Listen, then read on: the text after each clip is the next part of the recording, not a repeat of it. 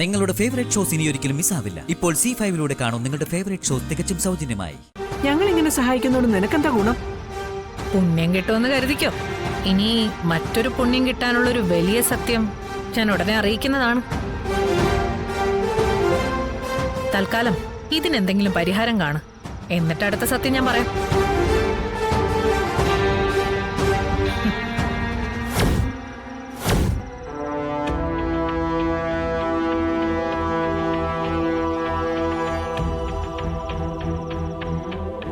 ഇവളാരാ? ഈ പറയുന്നതിലൊക്കെ വല്ല സത്യമുണ്ടോ?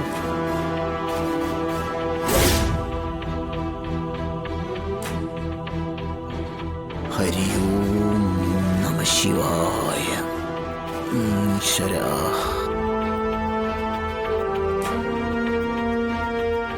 അപ്പോ ഇനി യാത്രയില്ല. തഥാസ്തു.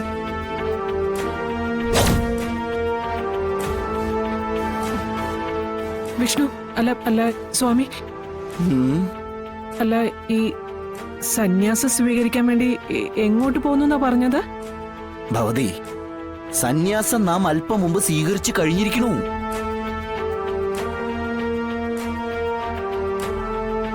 ഇനി തപസ്സാണേ, കടുത്ത ഈശ്വര ജപം. അതിനായി സ്വാമികൾ എന്നെ ക്ഷണിച്ചിരിക്കുന്നത് ഹിമാലയത്തിന്റെ താഴ്വരയിലേക്കാണ്. നാം നേരത്തെ പറഞ്ഞിരുന്നല്ലോ. അവിടെ എത്തിയാ പിന്നെ എല്ലാ ബന്ധങ്ങളും അകറ്റി നിർത്തി പൂർണ്ണമായ ജപത്തിലും കഠിനമായ വ്രതത്തിലും അതിലും കഠിനമായ പ്രാർത്ഥനയിലും ആവും നമ്മുടെ ജീവിതം. ബ്രോ, ഞങ്ങളെയൊക്കെ ഉപേക്ഷിച്ച് ബ്രോയ്ക്ക് എങ്ങനെ പോകാൻ പറ്റുമോ? വത്സ, സ്വാമി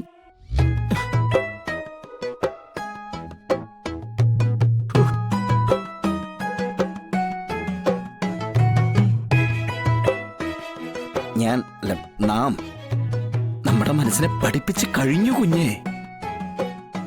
നമുക്ക് നമ്മുടെ ജീവിതത്തിലോ ശോഭിക്കാൻ കഴിഞ്ഞില്ല. ഈ ആത്മീയ ജീവിതത്തിലെങ്കിലും നമുക്ക് എന്തെങ്കിലുമൊക്കെ ഒന്ന് ആവണം.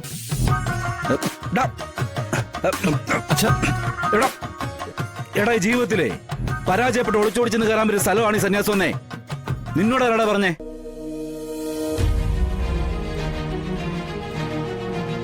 ഭാര്യ മക്കളെയും തന്റെ അടുത്തോടെ നോക്കാൻ കഴിയാത്തവനും അവരെ സംരക്ഷിക്കാൻ ത്രാണിയില്ലാത്തവനും ഒക്കെ സ്വീകരിക്കേണ്ട ഒന്നല്ല ഈ സന്യാസം.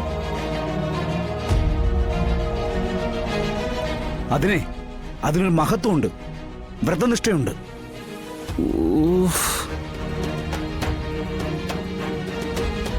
അതൊന്നുമില്ലാതെ TV കണ്ടൊരു സാരോപദേശം കേട്ട് വേഷം കെട്ടി ഇറങ്ങിയ സന്യാസിയൊന്നും ആവത്തില്ല.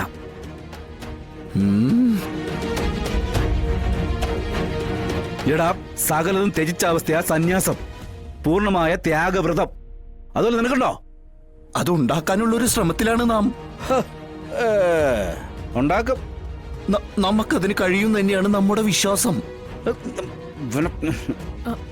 സ്വാമി പറഞ്ഞോളൂ. സ്വാമി ഒറ്റയ്ക്കാണോ ഹിമാലയ സാനുക്കളിലേക്ക് പോകുന്നത്? അതോ ശാലിനിയുണ്ടോ?